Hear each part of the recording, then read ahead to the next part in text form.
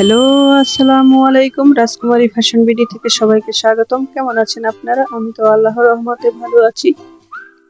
অনেকদিন পর নতুন একটি ব্লগ নিয়ে আসলাম।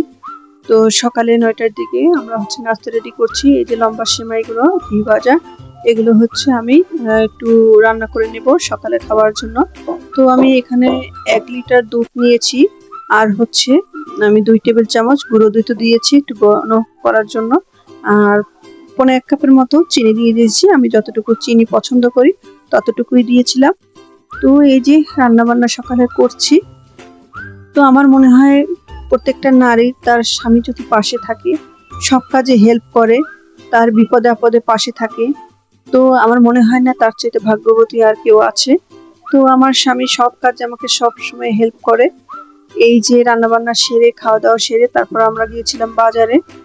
তো সেখান থেকে বাজার করে আনার পরে আমার হাজবেন্ড সব কাজে আমাকে হেল্প করেছে। তো এই যে আমাদের সকালের নাস্তাটা রেডি হয়ে গেছে, এখন খাওয়া দাওয়া করব।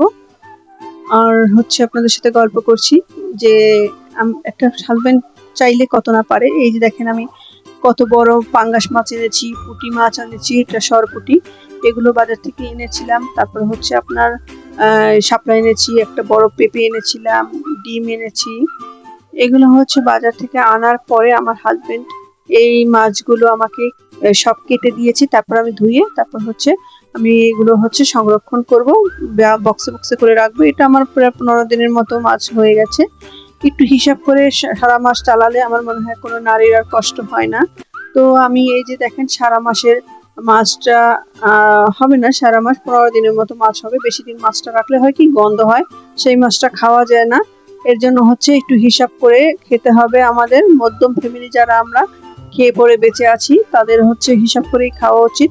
এই যে আমি এগুলো সংরক্ষণ করছি, ভাগ ভাগ করে নিচ্ছি। প্রথমে পাঙ্গাস মাছটা নিচ্ছি 4 ভাগ করে। ওই বলে যেগুলো, সেগুলো রান্না করেছিলাম সেদিনকার। আমি এটা 2-3 দিন আগের ওই ভিডিও। তো আর এই সরপুটিগুলো সেগুলো আবার 4 বক্সে করে রেখেছি। একটু ভাগ ভাগ করে রাখলে হয় কি আপনার যখন যেটা লাগে নামিয়ে রান্না করলেই হয়। একটু হিসাব করা ভালো। মহিলারা যদি ঘরের গৃহিণীরা যদি হিসাব না করে তাহলে সংসারটা ভেসে যায়।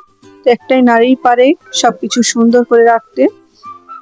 তো আমি আশা করব সব আপুরাই একটু হিসাব করে সঞ্চয় করে চলবেন, সবকিছু সুন্দর হবে, সংসারটা সুন্দর হবে এবং বাচ্চাদের মাসিক যে খরচটা সম্পূর্ণ সব দিতে পারবেন। একটু হিসাব করলে আমার মনে হয় যে সবকিছু সুন্দর হয়। তো এইভাবে করে আমি এগুলো সংরক্ষণ করে রাখবো, এগুলো আর রান্না করব না। আর এগুলো সংরক্ষণ করে সবকিছু গুছিয়ে তারপর বক্স বক্স করে আমি ফ্রিজে রেখেছিলাম, ডিপ ফ্রিজে। এগুলো দেখেন আমার অনেকগুলো বক্স হয়েছিল, এগুলো সব সংরক্ষণ করে তারপর আমরা একটা দেশি মুরগি এনেছিলাম। দেখেন আপনার ভাইয়া সেগুলো গরম পানি করে দিয়েছে, সে হেল্প করছে। এরকম যদি স্বামীরা সব কাজে হেল্প করে তার আর কিসের কষ্ট। আমি কোমর ব্যথা একদম উঠতে পারছিলাম না, বসতে পারছিলাম না। আমার হাজবেন্ড মুরগিটা এনে সুন্দর গরম পানি করে দাও, আমি ঘুটে দিচ্ছি, কেটে দিচ্ছি। কাটতে গিয়ে তার হাতও কেটেছিল, আঙ্গুলটা, ডান হাতের আঙ্গুল কেটেছিল। তারপরও বলছে আমি কেটে দিয়ে, আমাকে না থাক, খুঁটে দিয়েছি এটাই অনেক, আমি কেটে ধুয়ে নেব। তারপরে সেগুলো কুটে ধুয়ে তারপর পরিষ্কার করে আমি রান্না করেছি। আর এই মুরগিটা রান্না করেছি সেটা পুরো প্রসেসটাই আপনাদের দেখিয়েছি। আর এই ভিডিওটাই আমি সহজ রান্না বিডি চ্যানেলে আমি দিয়েছিলাম। আমার আরেকটা পেজ আছে, সেটা সহজ রান্না বিডি চ্যানেল। ওটা আপনারা ঘুরে আসবেন, প্রতিদিন আমার রান্নার রেসিপি যায়। তো সব রান্না তো আপনাদের সাথে শেয়ার করি না, মুরগিটা আপনাদের সাথে শেয়ার করছি। তো এই যে মুরগির পেঁয়াজটা ভেজে নিয়েছি, মশলা দিয়ে দিচ্ছি, দারচিনি, তারপর তেজপাতা, এলাচ দিয়ে এটা একটু ভেজে নিয়েছি। তারপর আদা রসুন পরিমাণ মতো দিয়েছিলাম। এটা পুরো প্রসেসটা আমি এখানে দেখিয়েছি, আর সহজ রান্না বিডি চ্যানেলে সবকিছু বলে দিয়েছি। তো এইভাবে করি, যারা দেশি মুরগি খেতে চান একটু কষ্ট করে খুঁটি বেছে নিয়ে তারপর রান্না করতে হবে। আমি এগুলো পারি না, ছোটবেলা থেকে আমি চামড়া পশম ছাড়াতে পারি না। আমার ছিলে এনে দিবেন, আমি 50 জনের রান্না করব, কিন্তু আমি ছিলে রান্না করতে পারি, কিন্তু আমি পশম বাঁচতে পারি না। আমার হাজবেন্ড এগুলো পারে, তার মায়ের সাথে সব কাজ করেছে ছোটবেলা থেকে, তাই সব কাজ পারে। মাছ কোটা, ধোয়া, তারপর মুরগি কোটা, ধোয়া, সব পারে। তো যাই হোক, আশা করি সবার হাজবেন্ডটা এরকম হেল্প করে। আমি দোয়া করি তাকে, আমার হাজবেন্ড যেন সুস্থ থাকে, সুন্দর থাকে, সারা জীবন আমাকে হেল্প করতে পারে, সেই মন মানসিকতা যেন তার সারা জীবন বজায় থাকে। তো এই রান্না করছি, আপনাদের সাথে গল্প করছি, অনেকদিন পরেই তো ব্লগটা নিয়ে আসলাম। তো অনেকদিন দেওয়া হয় না অসুস্থতার কারণে, শরীরটা ভালো ছিল না, অনেকদিন ধরে অসুস্থ, কি যে হয়েছে জানি না, কয়েকদিন ধরে শুধু কোমর ব্যথা। আপনাদের যদি কোনো আপদের জানা থাকে কোমর ব্যথার জন্য কি ওষুধ খেলে ভালো হয়, আমি ব্যথার কোনো ওষুধ খাই না, আমি নাপা প্যারাসিটামল এই দুইটা করে খাই, এটাই, আমি অন্য কোনো ওষুধ খাই না। তবে যাব এই মাসের শেষে, আমি ঢাকা যাব যদি আল্লাহ কবুল করেন, তাহলে হচ্ছে আমি ওখানে গিয়ে ডাক্তার দেখাবো ভালো।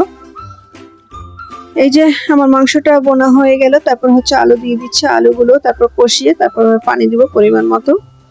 তো আমার মনে হয় প্রত্যেকটা ভাইয়ারা, আপুর হাজবেন্ডরা যদি একটু হেল্প করে সংসারে, আমার মনে হয় না যে তাদের কষ্ট হবে। আর আর কাজের লোকে রাখতে হয় না, অনেকটা হেল্পফুল হয়। তো আমার খালা শুধু হচ্ছে ঘরটা মুছে দিয়ে যায়, তাও একদিন আসে, 2 দিন আসে না, 5 দিন আসে, আবার 10 দিন আসে না, এরকম করে, একদম বিরক্ত লাগে। তো এই কাজের লোক তো পাওয়াই যায় না, তো নিজেদের কাজ নিজেদেরই করা লাগে, কিন্তু আমি 4টা সিজারের করা, তো আমি পারি না। আমি অনেক কষ্ট হয় আমার বসে থাকতে, তারপরেও এই যে দোকানে গিয়ে আমি ঘন্টার পর ঘন্টা বসে থাকি, তাতেই আমার কোমরটা অনেক ধরে যায়। তো আপুরা বলবো একটু ভাইয়াদের বুঝাবেন, প্রত্যেকটা হাজবেন্ড যেন তাদের আহ, ভাবিদের সাহায্য করে। আমার মনে হয় তাহলে কোনো সংসারে কোনো অশান্তি থাকে না, সুন্দর একটা দিন তাদের চলে যায় সুখে শান্তিতে। তো এইভাবে করেই আমাদের সংসারটাও চলছে, আল্লাহ ভরসা, আল্লাহর উপর সবকিছু ছেড়ে দিয়েছি। আল্লাহ যেভাবে চালায় সেভাবে চলছি, যেভাবে খাওয়ায় সেভাবেই খাচ্ছি। মধ্যম ফ্যামিলি, দোকান মোটামুটি চলে, সেই রমিয়া চলে না। মানে সে জায়গাটা পৌঁছতে তো আমার সময় লাগবে, নতুন নিয়েছি তো দোকানটা, অনেক মাস হয়েছে। তো এই যে এভাবে কষ্ট করে বাসা, দোকান এগুলো মিলিয়ে আমাদের সংসারটা চলছে। তো আপনারা প্রতিদিন রাজকুমারী ফ্যাশনের ভিডিওগুলো দেখবেন, আর যদি ভালো লেগে থাকে কোনো অংশ লাইক কমেন্ট শেয়ার করবেন, তাহলে একটু আগ্রহী হব। লাইক দিলে একটু আগ্রহী হলে আমি ভিডিওগুলো প্রত্যেকদিন ছাড়তে পারি। তো আপনারা হেল্প করলে আমিও আপনাদের ভিডিওগুলো দেখে যাব, কমেন্ট রেখে যাবেন ভালো মন্দ। তো ভালো থাকবেন, সুস্থ থাকবেন, এটাই তো আমাদের কামনা নাকি?